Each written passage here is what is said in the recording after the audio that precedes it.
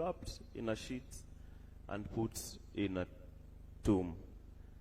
Right now, Mzee is wearing the uniform he donned for number 1 functions, but tomorrow we'll be wrapping him in the sheets. We'll extract him from the casket and lay him in the ground so that he can return to us dust as quickly as possible, just the way he wanted it, and just following the man he admired the most, Jesus Christ. Your Excellency, my father always alikuwa na mambo matatu kama wewe, not the same, but all his speeches were divided into 3.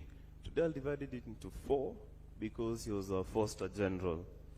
Firstly, you've heard from Bishop Lele about his love for God. Somewhere in that helicopter wreck is his Bible, which was his most precious possession. Anyone who worked with him in DHQ, MAB, Lab, wherever, can attest that he always had a Bible with him. And I am hoping they're able to retrieve it from the accident. I'd want to keep it as a memento, and for the rest of the family as well. His Bible meant a lot to him, and between me and him, the rest of the family, my mom and my wife, were a bit slow, but we'd always engage in a competition for reading the Bible and discuss the mortality and all these things of life. He understood that his position was temporary and it would always end. Leading up to his death, he almost knew that his time was up, despite having very many plans for the military and for his family. But he spoke in a certain tone that would suggest that, my son, I won't always be here, and you will need to take care of my wife and my other children, which I am more than ready to do, and it will not be a problem.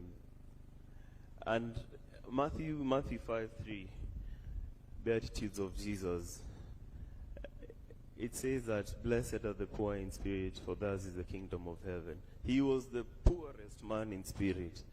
Hizi cheskas mingi, ofisi kubwa, watu kumuita CDF, general, sir, to him it was all vanity. It was a necessary thing for him to be able to fulfill his job, nothing more. As he lays here with his uniform, I see they put his medals, his sword and boots.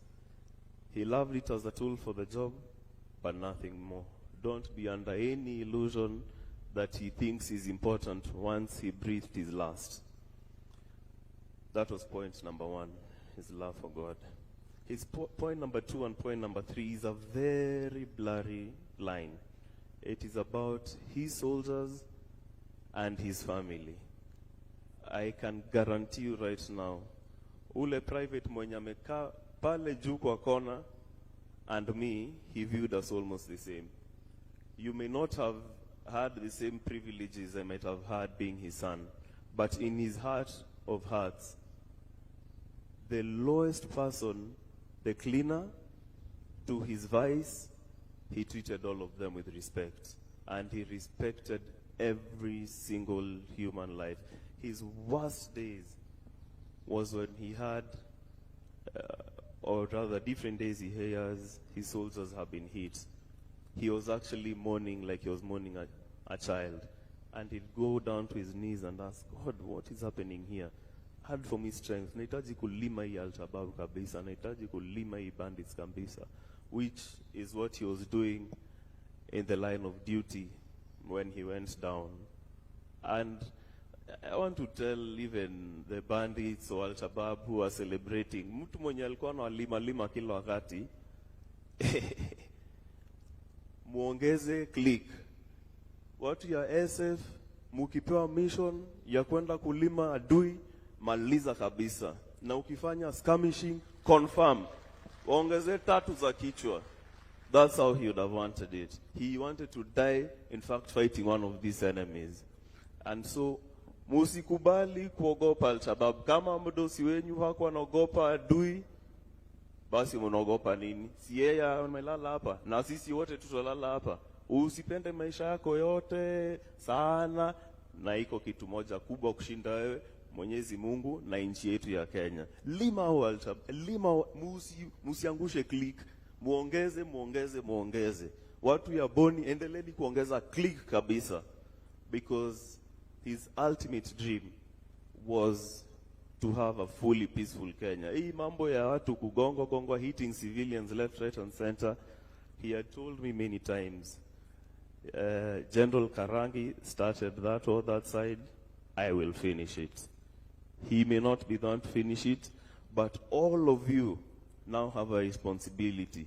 Musiangushe hiyo click, wekeni juu. And he always used to say, kazana, weka kazi mbele na Mungu mbele. Na ulime adui kabisa. Lima adui. Atakufanyia nini?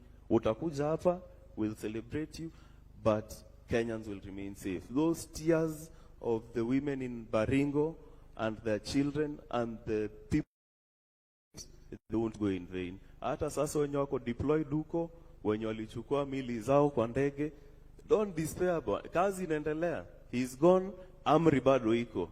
Since ametoa amri, hiyo mahali lazima ifagiliwe kabisa. Na hivyo ndio itakuwa.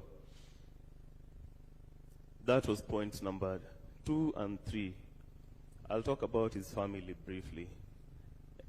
He really loved his wife, and he loved us also as a family, and he did everything for us. Anything he was ready to sacrifice for us. He believed in us completely. And his wife, I know, he kept on telling me, unajua nikienda sasa wendo utachunga mama. And mom, I will take that job seriously, na nitakuchunga to the best of my ability. Lastly, if you knew General, he loved reading. He loved playing golf. I know his golf buddies really miss him. And he said in an interview, when Excellency appointed him, was the last time he played. And just when we were talking on Saturday, I told him, sasa ukiretire, itakuwa aje? And he told me, I look forward to going back to golf. But his primary consideration always was this great nation of Kenya.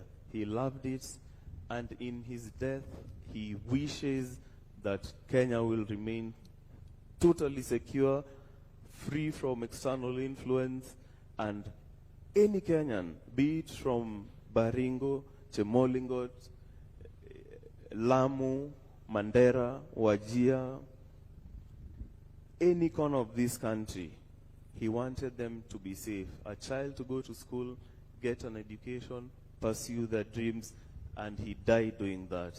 And there is no greater death for him. He loved, besides his golf reading, I believe, we as a family genuinely believe General had more than 24 hours in a day. Because in a day, Tuesdays and Fridays, in fact, we are normally here. This Tuesday, we were here doing the Defense Forces physical readiness test. He said, if I'm the general, I have to show that this test is possible. And ironically, he did, I think, the most press-ups of everyone here. Not the most press-ups, but the most push-ups. We did push-ups. He did 80 of them at his age, over 60. He did press-ups, I think about 50, and he ran 3.2 kilometers in about 19 minutes, which is absolutely phenomenal for his age. So pia nyinyi muku uko juu, watu ya vitambi, fuateni mwenende ya general. So unaona metoshea kwa sanduku vizuri, hawaja finya toshe vizuri. And so, lastly as I finish, the most important lesson, should you disregard his love for God and what God can do to you in your life and the battles he can help you in? Should you disregard everything? I can tell you something. Ukiwa na mkono gamu, hautaipata baraka. Even when God wants to give you money and resources, you need to open your hands. You need to empty your pockets. Patiana. General Liviozia umuulize, yo sa umevapo, nipatie, anakupatia. General, nimekwama hapa, nisaidie. He will give you. He was so generous, and as a result of that, as a family, we have never lacked. I am to just try. Test your faith. Test your faith. Start. Mwenye nakumbanga pesa, hata umechoka naye aje. give him, forget about it. Najua hapa, he told me the amount of debt ordered to him, and I enjoyed him. If you ever die, kwa mazishi yako nitaenda nianze kuchukua hizo madeni yangu, ndio at least nijenge mambo nyumba mahali. But akasema hapana, hiyo ni sadaka nimepatia Mungu. And so generosity, just test your faith. Hiyo wacheni kushikilia vitu kwa mfuko. Fungua mkono, God will bless you. We will miss him. He was a great simple man, and we love him. And to the entire KDF fraternity, poleni sana, we stand with you. And especially for the people who perished with him. We in fact were running with that whole group here on Tuesday. And Tuesdays and Friday were his days. If I can ask, kwa makambi zenyu, chukweni hiyo fitness serious, mkwe kimbia, so that at least you can take the physique and also better your own health. Asante sana, and God bless all of you.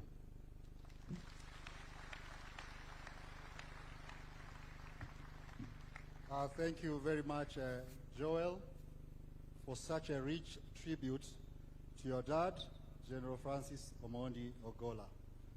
Your Excellency, it is now my singular honor and pleasure duty